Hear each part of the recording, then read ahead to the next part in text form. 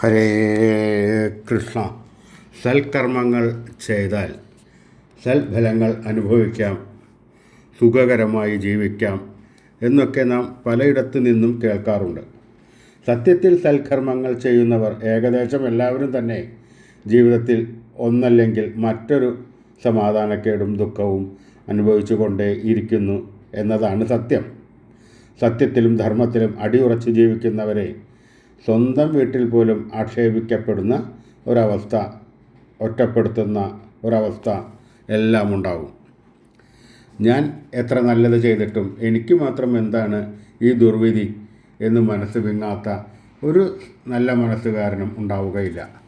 നിഷ്കളങ്ക മനസ്സിൻ്റെ കണ്ണീർ പുറത്ത് ആരും കാണില്ല. എങ്കിലും ഈശ്വരൻ എല്ലാം കാണുന്നുണ്ട്, അറിയുന്നുണ്ട്. നാം സൽക്കർമ്മങ്ങൾ ചെയ്തുകൊണ്ടേ ഇരിക്കുക. നാളെ ഒരവസരം എന്ന് കിട്ടി എന്ന് വരില്ല. ഇതെല്ലാം ഈശ്വരൻ കാണുന്നുണ്ട്.